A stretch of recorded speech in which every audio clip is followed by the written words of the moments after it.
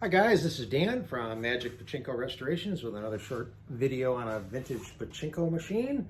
We're up almost at 850. Would love to get to 1,000. So please, if you enjoy watching these, click on the subscribe button below, whatever. MagicPachinkoRestorations.com is the website. Lots of good information there. And that is the best place to go to contact me. There is a contact me page you can fill out with your information, ask a question, so on and so forth. Leave a phone number, please. I will call you back. I do enjoy talking to people, much more than texting and so on.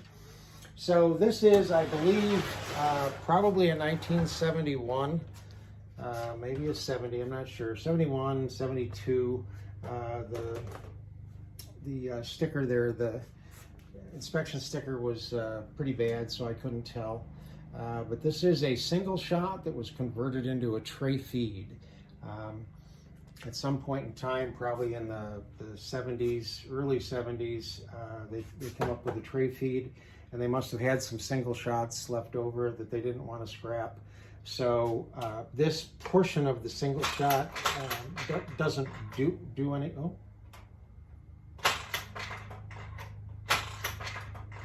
That's interesting. There's a ball stuck in there. Doesn't function, as far as I know it doesn't, because not all the guts are there. But they put this unit on with a feed and a different way of handling the balls and so on and so forth. For some reason, this plastic, although it's clean, still looks pretty dirty. This machine was nice down here. The colored paper that's behind these plastic pieces is in really pretty shape, although this always tends to yellow. I'm not sure why, but this stayed nice and clear. It's one of the nicest displays down there that I've seen. This Playfield was interesting. You'll see what I mean when I show you the old one. I mean, that was the old Playfield. It's pretty well gone. I mean, the color is just gone, but you can see the two flowers. But this is what it should have looked like back in the 70s with a green background. It's quite pretty. So we'll open this up. Yeah, sure we will. Okay, there we go. Let's take a look at the attractions. Silver, silver, silver, silver. New little sticker, silvered all of these. This lights up really pretty. There's a light bulb there, obviously, in the center. This shows the where the balls are in the jackpot chamber. Unfortunately, with all of this, it doesn't show very much, but you can see kind of an odd setup there for the shooter. So that's what she looks like from the front. Hello, thank you. Complete restoration, beautiful red mahogany. I paint these simply because they look nicer painted. I paint the ones down here too. I also painted this. It was very humid when I painted it. It's supposed to actually be gloss black, but it looks kind of gray. This is very typical of a Model A. This is mine. You don't really need a catch basin for a Model A unless you're going to do a ball dump. So I've talked about having problems with any given machine when you do restorations. This one actually went back together pretty well. The only trouble I had is when I started to test it, the jackpot would release and then wouldn't reset.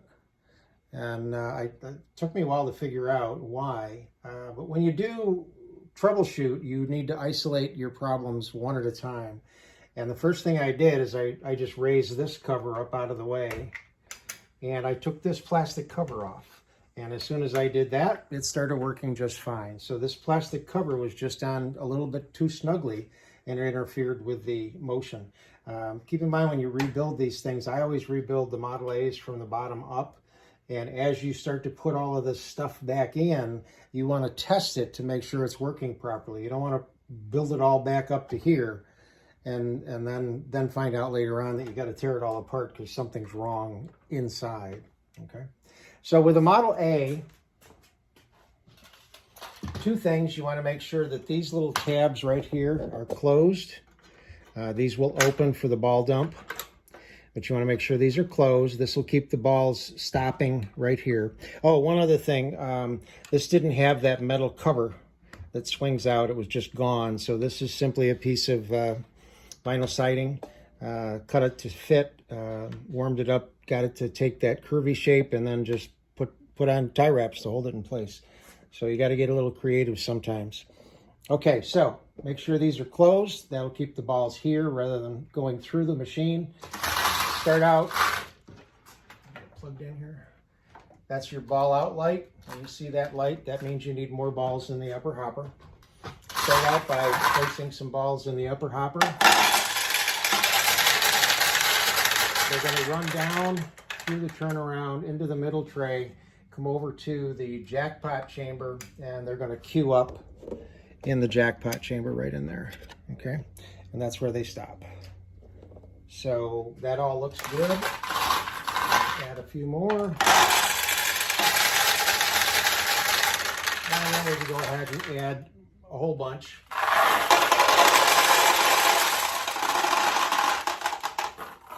Certainly you want enough in until your light goes out. When this backs up and pushes this down, it does a number of things. It lifts up off the the leaf switch to turn the light off. This particular one has, I'll show it to you when we swing the machine around, but it lifts a gate out of the way so you can actually play. And then the other thing that you need to be aware of is your seesaw. This is the seesaw here. This is this red piece of plastic. It tips this way and turns the light on. You want to make sure it's tipped back. Now what's just happening is I'm bumping this and it's letting some balls run down. This machine will automatically let balls out of here into here when necessary. But with a recycler, all of the losing balls come back in. Okay, so we're ready to go. Get her turned around. Now with all pachinko machines, you want to have them leaning back just a little bit. So I think my bench tends to lean forward, so I'm just going to put a couple of screwdrivers under here to lean it, tip it back a little bit. So you've got some balls in here now. There's a little gate right there. And when there's enough balls, that gate swings out of the way. When there's not enough balls, that gate drops down and won't let you launch balls. So if you ever try to launch balls and they just won't go, it's probably because you don't have enough balls in the upper hopper. So let's see if we can get some wins.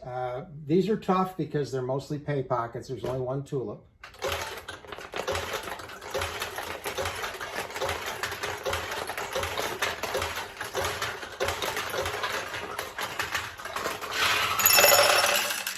Okay, so there's a win. It went down through here. On its way down, it opened the tulip.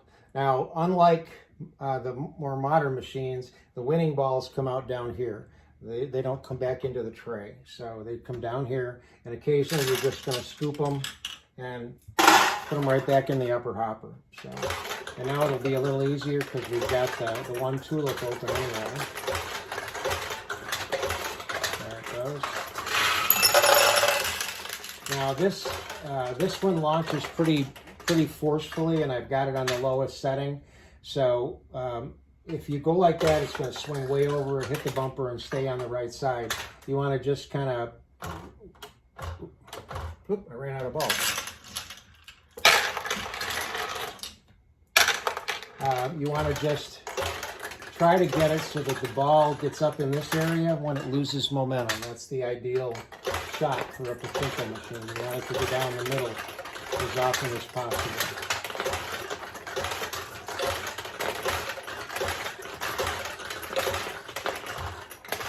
Oh, ran out of balls again, so no more wins. But that's the probably 71 Nishijin Model A single shot conversion with the front overflow. Hope you like it.